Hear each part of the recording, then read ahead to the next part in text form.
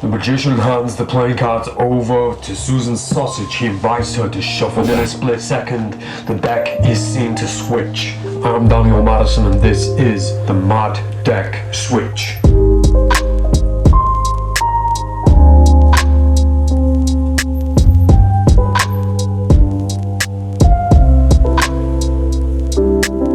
The magician hands the playing cards over to Susan's sausage. He invites her to shuffle them. Once Susan has shuffled the playing cards, the magician takes them back, and within a split second, the deck is seen to switch. I'm Daniel Madison, and this is the Mad Deck Switch. Hi, I'm Daniel Madison. Welcome back. Thanks for being here. Thanks for choosing to spend a bit more time with me and Charlie today. The response from yesterday's video was wild, so thanks. So yesterday I taught the Mad Switch. Today we're gonna go one step further, teach my most favorite, my most beloved deck switch. This is the Mad Deck Switch. Now this deck switch, although dexterously, although dextrously challenging, I'm gonna make it as easy as possible. I'm gonna make this so easy to execute and perform. The sleights, the technique is a little bit more difficult, but that's what it takes to be a master sleight of hand artist, to be a master magician. You have to take those risky, those dangerous techniques. You can't be afraid of sleights. A lot of sleights, a lot of moves, a lot of techniques, they're gonna scare you. But you're not a scared little girl. You're a big wolf, you're a bear, you're a lion. You're like me, you're a lion. You have to act like that. You have to have that confidence that can only come with the practice and mastery of sleight of hand. You have to be a confident person to execute and perform sleight of hand like this. In this video, I'm going to teach you everything that I know about the best deck switching technique that I know. I'm going to take away the fear, and by the end of this video, you're going to be an expert at switching a deck like a boss. Without further ado, let's get straight into it. I'm Daniel Madison. This is the Mad Deck Switch. Daniel, I'm just going to the shop. Do you want anything other than bread and sausages? Alright, suit yourself. Bye. What am I doing? Getting straight into the mechanics, I'm going to switch the black deck for the pink deck. We need the contrast, especially in teaching, so that you can see exactly what happens, how it happens, when it happens, without confusion. Obviously the idea for this would be, not in most cases, but the general idea for this would be you switch one black deck for another black deck that look exactly the same, so that, for example, while Susan Sausage is shuffling the black playing cards, once she's finished, I switch it for another deck of black playing cards that looks exactly the same. This time the deck I've switched is in order. Maybe it's in a stack that you use, or maybe you're a bit like me and you like to finish with the deck after somebody shuffling it. The deck is in complete brand new deck order. One of my favorite things to do. In fact, that's my favorite way to end a set is, after everybody shuffled those playing cards, you just spread them out and they're in brand new deck order. It's a beautiful thing. I use the box on this video as the point of distraction. You do need a point of distraction, but I'm going to show you a few different things, because if you don't like using the box, I have this really nice idea where you leave a playing card behind. In fact, no, I won't show you that first. I'll show you the box first. So we'll put the box here. Just so that you know, my table, my workspace, I have a savant here, which is basically a shelf. Whenever I love doing table work. I love doing gambling things and card cheating things. I just love the table. And the idea that you've got this huge opportunity to hide a ton of things. So whenever I'm at a place that, obviously not everywhere has a savant, but most places have things that you can use, like a chair would do. Like I could just pull a chair under there. And don't worry, every slide that I come up with, I don't rely on there being a savant or a table or something. So I always have an alternate version, which means you don't have to drop a deck or drop playing cards or lap. You can just keep them palmed or find a way to your pocket. We're going to cover everything. So, black deck for a pink deck, we're going to use the box. So the box is here. The pink deck is on the savant. The deck is shuffled by me. I hand it over to Susan for her to shuffle. My specific instruction is, once she's finished shuffling, I need her to put the playing cards back on the table, because I want the what's the word? I want to be able to pick them up I want that level of freedom. I want it to look like I've got very little control over what's going on. And if she was to place a deck in my hand, is one of those things that I don't like seeing from magicians, where you have this situation. Put it in my hand, put the deck in my hand, face down, make sure it's face down, all these weird instructions that you don't need. I like the freedom of them finishing and just putting them on the table, and then me just really casually picking, cheers Charlie, me casually just picking them straight up. I love that freedom. There's something nice about that. So she puts them on the table. While she's shuffling, I'm under the table, I'm in the savant, and I'm getting this deck in a palm. It is a modified finger palm. It's a strange name for it, but they call this a finger palm, where your fingers just curl over and hold the deck here. Now for me, my finger palm is so open and so adjustable that I can stretch my fingers out and still keep the deck there. So I still keep it here because the deck is pinched, and by the way, they call this a gambler's palm. So the deck is held between the pinky and the thumb. Now this is very difficult to achieve. It's even harder to kind of expose in a face-up position, because I'm usually like this. But the grip is, all the playing cards are beveled like this. I think that's the right word. Skewed, is that the right word? They're all like this against the pinky here. This is a very strange angle to show you this at. They're all against the pinky just here, and the thumb is holding them in place, so that I have the freedom to open my fingers. At the same time, I can move between a finger palm and a gambler's palm. I like this idea because I don't want to be limited to having a monkey fist on the table like this. I want to be able to hold my fingers open. I want to have that freedom to move around. At times, if I'm not too worried about my angles, I'll go straight into kind of a mixture of a gambler's and a tenkai palm with the whole deck, so it's between the pinky and the thumb, so that I can have these windows in my fingers. Other times it'll be pressed up against the clunge of my hand and my pinky like this, so that I have a lot more freedom over the edge of the table. I will note at this point that the edge of the table is quite a useful device for when you're palming an entire deck, because I can literally just hold it like this and have my knuckles on the end of the table like this, and it still looks fair from the front. Like I've got a mirror in front of me, and so I can see how fair it looks. And remember, at this point, nobody's looking for deceptions. Nobody's looking for you being up to no good, because they're all distracted. I've clearly been shuffling this deck. I've clearly been handling with open hands. I'm not hiding anything. I've given it all up to you, and I'm just stood back waiting for the playing cards to be shuffled. So my hands just drop down for a moment. I get the deck, get it into palm, come back here really naturally, and meanwhile I've got the deck. If this is in your pocket, if you don't have a savant, it's another very easy thing to just, while they're shuffling, to just nip aside and grab that deck and then come back into play. When you have the deck here, when you are holding out, don't overcompensate by trying to hide this hand. Don't keep it under the table. Don't panic. Don't worry, because nobody's looking. Nobody knows what's coming. Nobody's looking. And even after the fact, after you've done the deck switch, nobody's going to be looking, because there's always something else to look at. This is what I mean by the balancing act between distraction, this guy, and performance, the actual deception itself. You have to find the right balance, and as always, you have to be looking at their eyes, looking where they're looking. And if you feel like they're looking in the wrong place, you need to distract them. And distraction as well needs to be a very subtle thing. You can't go, oh, look at that big elephant over there. You can't. It's got to be something simple, like for me, if I'm here and I feel like they're looking at this hand, I'll open these fingers and just start messing around a tiny bit, and it's enough to cause them to look over here and maybe question this hand. Again, I'm thinking way too much. There's no need to think this much, but I guess it definitely needs saying. So I'm in this position. I have the deck like this, like so, and again, the only thing that's gonna train you in this and teach you the best way to do this is in front of a mirror. Repetition, practice until you get your angles right. You want to make this sound look as natural as it possibly can whilst holding a deck of playing cards in it, which isn't an easy thing. So I'm now here, the deck's been shuffled and it's put down. I want to make sure that the box is on my left side, on the opposite side to the deck. So it's over there. This allows me to reach across my own body, which is the cover. This is a little moment of cover that I'm going to need, because the deck's going to be in this hand and I need to cover it up for a moment.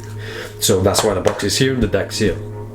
I go to pick the deck up that's been shuffled, and as soon as this hand starts coming back, the way that I hold the deck, I use finger one and I kick it slightly into the back of my hand so it's further back than it should be. Not questionably, can't say that word, questionably, you know what I'm trying to say. But enough just so that I know that when I put this deck over it in a second, it's going to cover. So it's not a weird thing, and it happens so quick as well. I'm not rushing, certainly not rushing, but I pick the deck up and come back at this speed, at a very normal speed. And the destination, I want to come over here to the edge of the table and stop here with the deck hanging over the table. I don't necessarily drop it at this point, I keep it in my hand. We'll go to that right now. So I'm here, the deck's been shoveled, I pick the deck up, I come over here, and as the hand comes back like so, this hand makes its journey over to the box, and this happens. So I get the box. I'm not sure if that went out of focus then, because I can't see the screen, so I'll do that again. So the box is here, I get the deck. As this hand comes back here, this happens. I'm going to move the camera so that you can see that, because I realize I'm completely covering that up from the camera. I'll try and show you completely over my shoulder. So the box is here,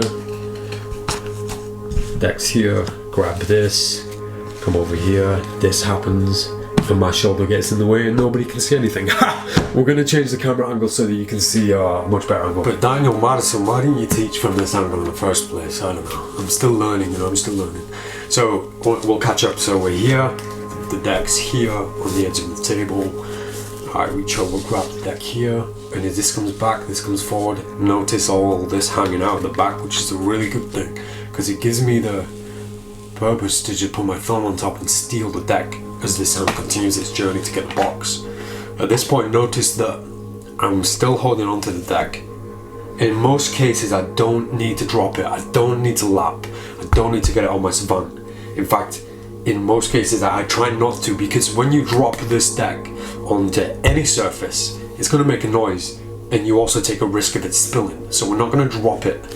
In performance, sometimes if I'm at a table on a stage and I have a very what word am I looking for? Reliable savant. When I know that it's one of those net ones where I can just drop it and it'll catch without sound, then I'll certainly drop it. But I don't drop the deck yet. Don't try dropping it yet. Keep hold of it, and it'll feel awkward for a moment. So here. Now the whole motivation here, the whole purpose is the box is here. You need the box, or you just move the box. We'll get to the explanations, explaining yourself in a second. But this is our motivation for the switch. So I get the deck. This hand has to go over here and get the box. I'm not going to slow this hand down. Don't make this mistake of stopping and then carrying on. It has to be one solid movement like this. The hand doesn't stop. So the audience is looking kind of this way, so they don't see this moment, and they're watching your hand. The psychology of this forces them to look, to try and figure out what you're doing, so they can see your hand going over this way. They see the box, they know what you're doing. Meanwhile, they're completely distracted. So I get the box, I bring it back. Now I'm in this very dirty situation where I've got a deck here hidden. As soon as I move the box out of the way, I come back, take the deck and spread it on the table. And meanwhile, this hand, notice this hand slowly goes down to the savant, leaves the deck down there, then comes back. Now, all the explanation, all those actions afterwards is up to you. We're going to talk about that in a second. But this is essentially what happens. I'm going to show you at a quicker speed. So I'm here, I get the deck, move over to get the box, move this here, spread the deck. I'm completely clean, and the deck has been switched. So let's talk a little bit about this whole situation as an act. You have to look at this as an act where we're part of a theatrical play here with this whole thing, and you have to balance everything accurately. The moves have to all be timed well, and the motivation is very important. We don't want to hide anything. There's that saying that magic magic becomes art when it has nothing to hide. So if we look like we're hiding something, we ruin it for the audience, and that just makes us bad performers. We want them to have the best experience possible, and if we're not relaxed, if we're not comfortable, if we don't do it accurately, and that's right, Charlie, if we invite skepticism into it and we make them believe that we're trying to deceive them, then it kind of ruins it. So the best way to do that is to use the soap theory and act like I'm not really a magician. I can just do things with playing cards, and I want to show you something pretty cool. I'm not trying to, I'm gonna get you. I'm gonna get you with this one. You just wait. We don't like that attitude. We're trying to entertain. We're trying to give them an experience. So with that in mind, it allows us to relax and just be a human being. We're not trying to be gods. We're not trying to be the Jesus of magic. We're not Chris Angel. So yeah, relax. I'm a normal person. I'm just like you across the table. Who I'm showing this to. I just happen to know something and I'm going to show it to you. So with that relaxed attitude, it makes me chill out more. It makes me perform more fluidly and more in a way that you're not going to be suspicious of anything. So when I'm holding the deck out and I'm acting normal and I'm moving around, I'm not trying to hide this. I'm not covering it up. And even if I flash, like you'll see on plenty of my YouTube videos that I'll flash, I don't care, because I know that in my timing for that moment, nobody's looking at the flash bit. They're looking at what they should be looking at, the box or the deck. So I'll even flash on film and not care about it, because the people who are looking there are the wrong people. You're here for the wrong reasons. This is a demonstration of what you should be showing to your participant, to Susan Sausage. So we're going to talk a little bit about the box, the distraction. I like the box, but there's another way around this where you don't have to use the box, which also helps you with a duplicate in your deck. So we'll cover the box first briefly. So massive fun. Let's do this from the pocket, in fact. So I'm going to have the deck in my back pocket, protruding like a little sausage. The deck is here in play. I'm doing tricks with it. I'm doing all my stuff. Susan goes to shuffle. I'm just gonna chill out, chill back, move back. I'm not gonna go like this. I'm gonna be here. While she's shuffling, it gives me the freedom to just chill out a bit, maybe talk to somebody or mention something. Meanwhile, my body language is very relaxed and comfortable. Meanwhile, I've got the deck, and the whole behavior of it brings in no question whatsoever. I'm not gonna do the magician thing and go, please shuffle the deck. I'll stand here and do nothing. Don't look at me. Nobody look at me. See, I did nothing. I'll just put this Sharpie in my pocket. I hate that too. Please don't do that. I'll just get this Sharpie. Let me just see where the box is. Oh, it's on the table. Never mind. All these weird things that are so unnecessary. I know I don't need to cover you looking at my back pocket. I don't care if you do, because my body language covers it. You're busy. You're the one who's busy with the playing cards. If anything, we're looking at Susan's shuffle. And that's a nice technique too sometimes, if someone picks the playing cards up and say, right, let's see how good you are at shuffling. You don't need to do that, but I think that I've seen that done in a really nice way sometimes. Obviously not humiliating Susan, but drawing attention to Susan. But the body language itself is enough. I don't have to worry where anybody's looking, because I'm so chilled out that I'm certainly not the guy who's up to no good, And it's just a matter of that little moment of just grabbing the playing cards without trying to distract too much. The body language itself is enough of a distraction. So I've got the playing cards, I'm back, I'm going to stand like this in position. Again, a very human thing to do, a very normal thing to do. I'm not going to be a magician and have this weird stance. I'm just going to be a very normal person. She's put the deck on the table. Please put the cards down. I grab them, I'm talking, my head's up, I'm looking at everybody, talking to everybody. Now I've got the deck in position. I bring it over to the edge in a very normal, casual way. It's not a performance. As far as they know, this is not a performance. This is just me taking the cards, moving the box from here to here. That's all I'm doing. Obviously the justification, the motivation of moving a box is weird, it's bizarre. So maybe now that's a good opportunity to actually go to your pocket, so that they know what you going to your pocket looks like, which, if you think about it, makes a lot of sense. Because when I took this deck out of my pocket in the first place, it was a very normal, kind of natural behavioral kind of thing. I'm just chilling out, I'm just coming back here, I've got the playing cards. that doesn't look like me going to my pocket. It looks like nothing. So maybe now, once we do the deck switch, I'll just put the box away. Now this looks like me going to my pocket. Now I come back, get the deck, come down here. Once again, I can now put this in my pocket as the deck slowly being spread. Doesn't look like this. It didn't look like me doing this. It looks like something like normal behavior. If that makes, I hope that makes sense, the psychology of that.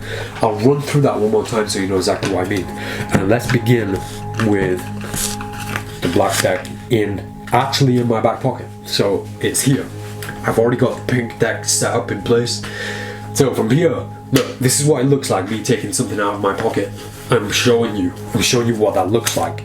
The box goes down. Let's have a look. Yeah, we give it a shuffle, give it to Susan. Please shuffle the playing cards. In fact, the pink deck should have been in there too. Let's say it was in there, so we don't have to do this whole thing again. So please shuffle the deck. I come back, I'm talking, I chill, I get the deck, I'm back, I'm good to go. By this time, she's still shuffling. So now she's shuffled, I take the deck back, I say, look, we're just gonna put the box away, we don't need the box. So you shuffled these playing cards and spread them out. Meanwhile, I'm completely got rid of the deck in this back pocket. The box is here, which is justified, and the deck has been switched without anybody knowing. All of that obviously is unnecessary. It doesn't even need the savant, doesn't need anything, and in fact you don't even really need the table, because once they've shuffled the playing cards and I'm here, I put this box away, I take the deck here, and I could be like, listen, you shuffled these playing cards, meanwhile I'm getting rid of that deck in my pocket. I'm going to now give these playing cards to you. So the whole dance of it, the whole body language and the whole movement kind of hides everything and justifies everything. If we are using a savant, which is a safe option, then it's so much easier from the point where the deck is or on the savant. I don't need pockets anymore. So at this point, I'm going to get the deck while they're shuffling. I take the deck back. Look, we'll get rid of the box. We don't need the box. I'll spread these cards out here. Everything's done. The box is still in play. Obviously, the deck's changed color, which again, we're not doing this to change the deck, the color of the deck, unless you are, in which case you want the deck to be here like this, face down. Thanks, Charlie. You want these cards to be held out face up.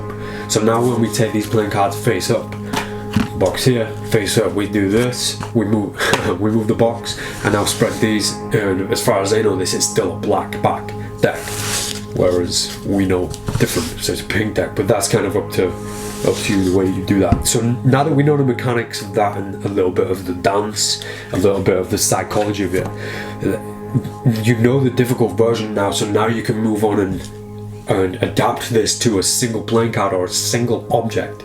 Bear in mind, this doesn't have to be a playing card. This could be a playing card and a business card. It could be just two objects, as long as you can palm it in your hand. So we have the 7, move whatever out of the way, and it's switched into a business card. And that adaptation is up to you. But let's look a little bit closer to this is a card switch, so one card for another. Perfect timing, Charlie. This can be just a single card switch too. For example, somebody deals me a playing card. This is the King of Diamonds from the black Charlie deck. If I move the box, in that moment, I'm able to completely switch that card for a King of Diamonds from a deck of pink trawlers. This really does open itself up for a ton of different things. Once you learn the balancing act between the distraction and the mechanics, then you can create impossibly incredible, beautiful, amazing moments of magic. So I brought you in a little bit closer so you can appreciate the action a little bit more. We're going to use the King of Diamonds from both decks, from the black deck and the pink deck, just like I did in the demo. Let's get you in focus. And now that you know the deck switch version of this is going to come across very easy. It's going to be so easy, and it starts bleeding into work on my drop cop, on my drop technique, which I'm going to share soon on this channel, which was a huge part of my moves project that I released a few years back. The whole idea of dropping playing cards and catching them in a cop for many different reasons. We'll get to that soon, but this does kind of bleed into that, and it does kind of start showing you what those techniques look like. We've got now let's think of this as a trick. So I have a playing card already pounded in my hand, and it's in a tenkai. The participant deals me any playing card that they want. So they deal me, in fact, we're going to do this a bit different. We're going to have do this as a trick. I shuffle the playing cards. Once I've shuffled, I palm away the ace of spades. So I palm it off, I give the deck to shuffle to the participant. Meanwhile, I have the ace of spades and tenkai.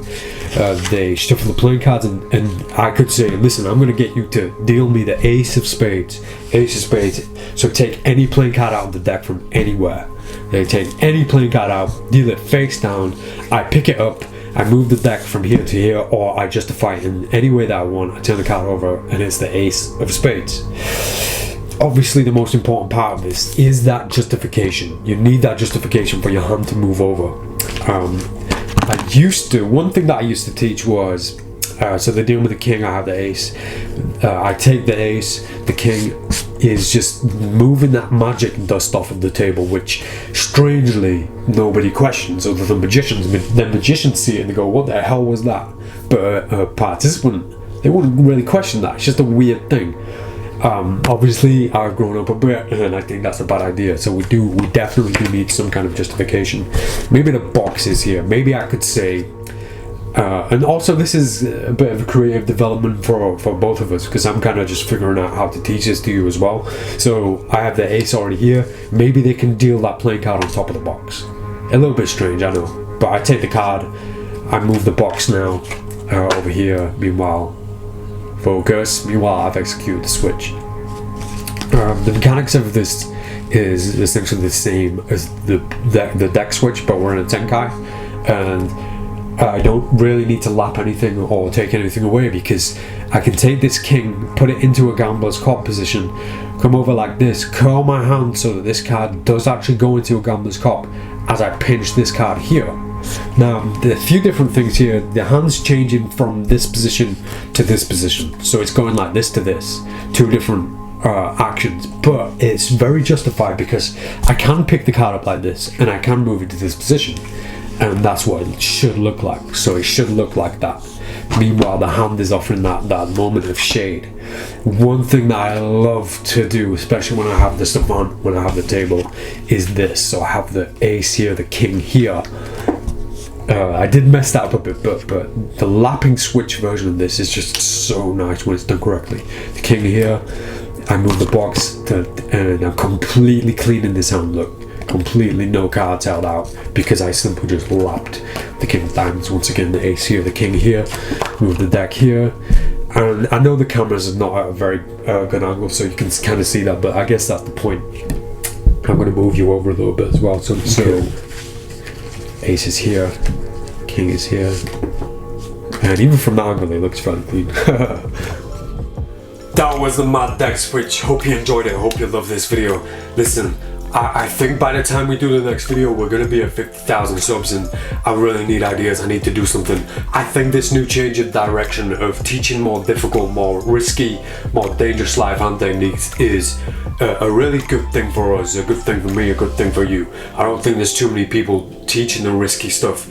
It's very easy for magicians to teach only the easy stuff, just kind of the eye candy stuff that anybody could do, but I'm here for people who are serious about sleight of hand and serious about the improvement and the advancement of sleight of hand, magicians themselves. I want to make sure that people watching this channel, watching me and learning from me, are learning the absolute best and learning everything that they need to do. Because if you're on this journey, if you've started this journey where you want to learn the best sleight of hand, the best card tricks, the best magic, then you can't do it with a floppy sausage. You have to be all in. You have to commit yourself to it, and don't just learn the easy stuff. You have to commit. You have to have the confidence to take on the risky stuff, take on the dangerous stuff.